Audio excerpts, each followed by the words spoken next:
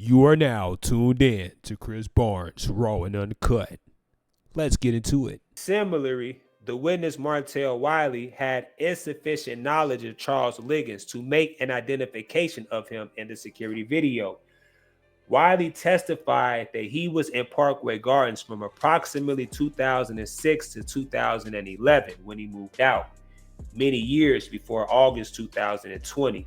Wiley did not testify to any personal contact or relationship with Charles Liggins, such that he would have knowledge of Liggins' physical appearance in 2011, much less in 2020.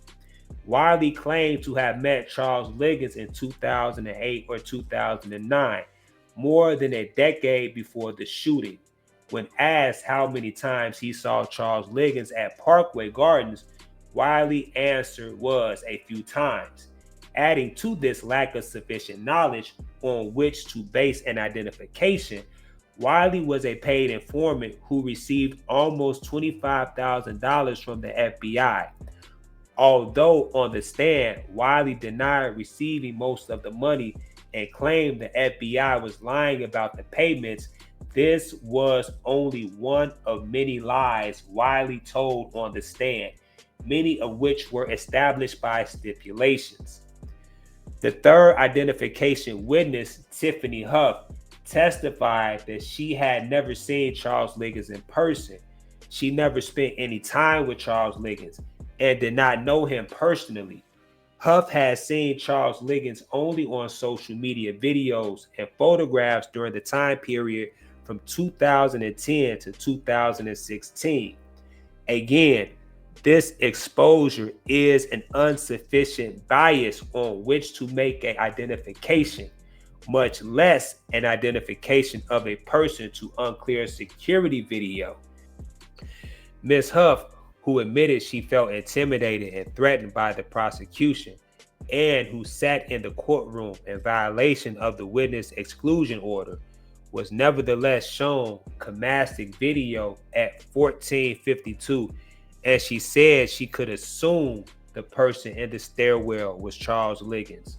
Huff's assumption is simply insufficient.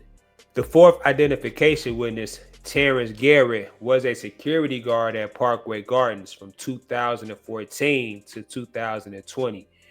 Garrett testified that there were approximately 2,000 tenants at Parkway Gardens and approximately 694 units.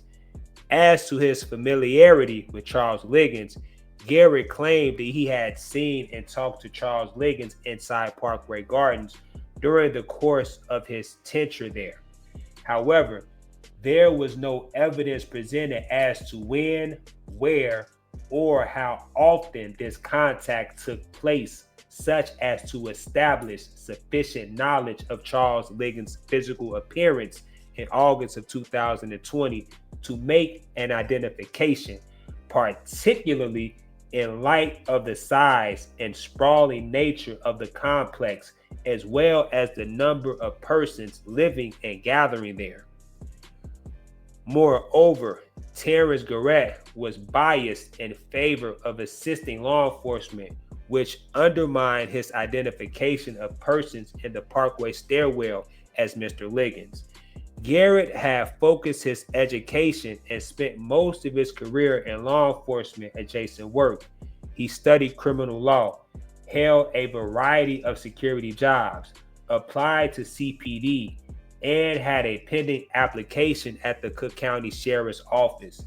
Indeed, Garrett knew before looking at the video that law enforcement would believe that the Oak Street shooters were from Parkway Gardens because he helped to collect the video for them.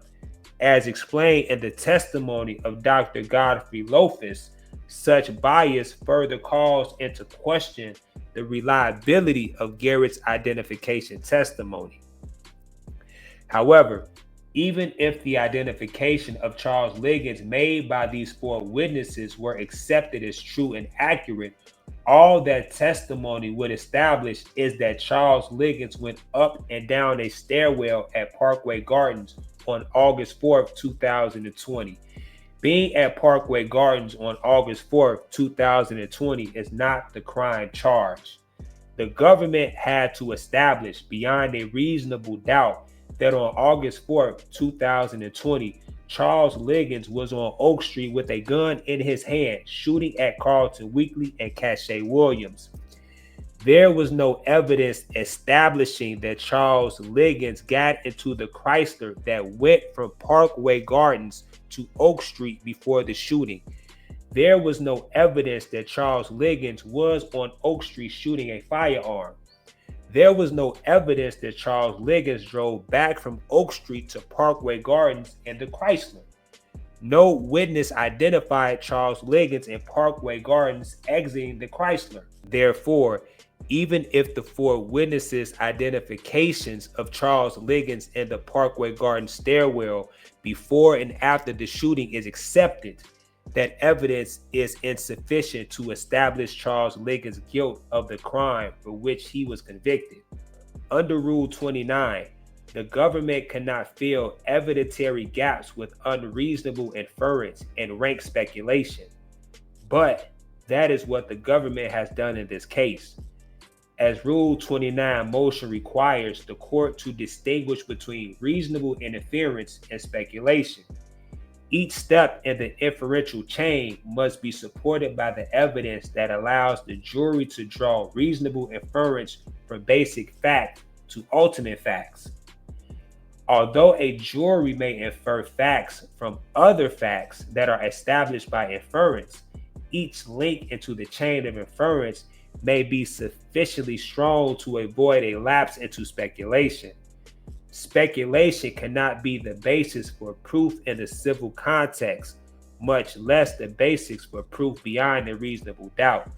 Moreover, even when inference are reasonable, that is still not enough. The evidence must also satisfy the beyond a reasonable doubt standards. In United States versus Allen, the Seventh Circuit reversed a bench trial conviction, finding that the trial judge's inference were reasonable, but the evidence still failed to satisfy the beyond a reasonable doubt standard. In United States versus Garcia, the Seventh Circuit described its decision in Allen as follows: while the district judge inference was reasonable, we reversed. The question was not whether a logical set of inference could show the charge was possibly or even likely true, but whether it could be inferred beyond a reasonable doubt that the defendant was guilty as charged. The Garcia decision is particularly instructive as to the danger of relying on inference from circumstantial evidence, which, even if those inferences are reasonable, still fail to prove the defendant guilty beyond a reasonable doubt. In Garcia, the Seventh Circuit Court reversed the trial court's denial of a judgment of an acquittal in a drug case where there was no direct evidence of the defendant's possession or distribution of drugs. The government's case consisted of recorded conversations involving the defendant and a person who headed a drug trafficking organization. Testimony regarding surveillance of the defendant meeting with the drug kingpin, and agent testimony interpreting the recorded conversation as drug code. The Seventh Court, after discussing a number of sufficiency of the evidence cases, held that the evidence was insufficient. The Seventh Circuit warned that a judge must take special care to guard against the possibility that a defendant might be found guilty by neither speculation or mere association, acknowledging that the recorded conversations were certainly suspicious and that it is possibly, perhaps even likely, that Garcia was guilty. In fact, the court held that the evidence was not sufficient and reversed the conviction. In this case, as discussed above, the government had no evidence that Charles Liggins was a participant in the Oak Street shooting. The four identification witnesses, even if believed, only identified Charles Liggins going up and down the stairwells of the Parkway Gardens. Neither these witnesses nor anyone else provided any testimony putting Charles Liggins on Oak Street with a gun in his hand. Me go.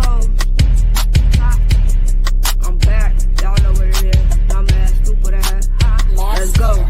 Ain't the type to hang with new niggas. Do this shit from day one, niggas. My shorty quick to pull them triggers. Unload on the goofy for nigga. Big me go, she pop her shit. Better get your bitch before she get hit. Now I got his goofy ass over pissed. Only thing I did is add it to the list. Ain't the type to hang with new niggas. Do this shit from day one, niggas. My shorty quick to pull them triggers. Unload on the goofy for nigga. Big me go, she pop her shit. Better get your bitch before she get hit. Now I got his goofy ass over pissed. Only thing I did is add it to the list. That's his bitch, yeah, I hit her, add her ass on to the list. Guess he went through her phone, now his goof ass over pissed. Better take it out with his bitch, better not come away with that shit. I'm overloaded PTSD so bad, not showing blowing this bitch. Pocket stay fed, I'm a skinny guy when I walk a wild in this bitch. We ain't clicked up with shit, these niggas a snake cured for a brick. Better watch the rounds in this bitch, be the one that say look, you get your hit. I been popping my big shit, I'm Big Migo, you done weird bitch. I'ma go viral with this dance, get groovy, Drake all in my hands. I know you like me step, but dance overdo it when I catch your man. I'ma go viral with this dance, get groovy, Drake all in my hands. I know you like me step, but dance overdo it when I catch your man.